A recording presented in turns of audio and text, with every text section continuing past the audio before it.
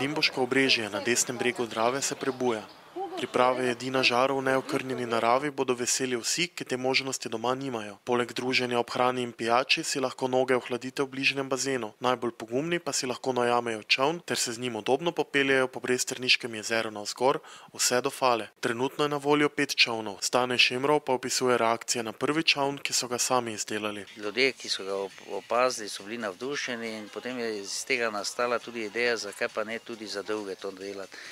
In smo pridobili projekt za izdelavo teh čolnov, se spustili v izdelavo. No, zdaj smo proti koncu, se pravi zaključili smo za pridobivanje dokumentacije, tako da lahko sedaj nudimo vožnje na Dravi z čolni v dolžini 3,20 m, 150 m širine, z možnostjo 4 ljudi, se pravi 2 otrok, 2 odrasla.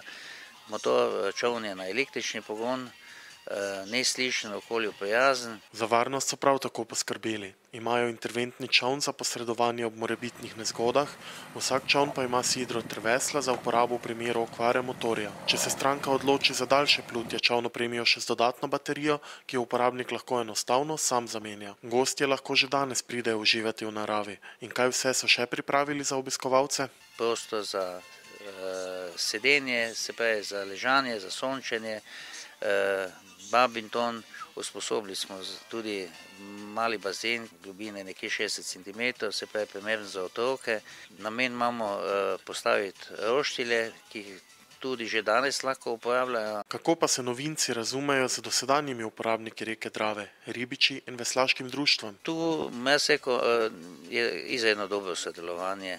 Ribiči so to dobro sprejeli, zaradi ker, tako kot sem rekel, to je električni pogon, to je neslišno, to je tiše od veslanja, tako da je to nemoteče, tudi sodelovanje v nekem smislu pomoči njihove pri ribolovu, se pravi vabe vozimo ven, glede interventnega, ki pa je na motorni pogon zaradi hitrosti reševanja, tisto pa gledamo pač, da se izogibamo. Glede samih veslačev smo tudi sprejeli eno soglasje skupno, se pravi, če imajo oni določene treninge ali tekme, ker je večje število čolnov na vodi, mi v tistih dnevih ne izdajamo čolnov. Na nek način je zdaj s to vašo novo storitvijo dostopen tudi zaliv zaljubljencev. Ta zaliv se nahaja vzporedno oziroma vis-a-vis vzporedno z Bresterniškim veslaškim klubom, kjer je z kopnega skoraj nemogoče priti do same obale,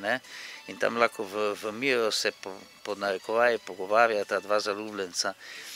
Zdaj drugi zaliv, ki je taki, to je Elektrokovina, ki je so jo pobalinsko zažgali, no tam se pa ponavadi nahajajo nudisti. Pa načrti za prihodnost? Na vodi še imamo še en načrt, se pravi malo večje plovilo za skupine, ker videli smo, da starejša populacija tega čolna ne more uporabljati oziroma ima malo straha.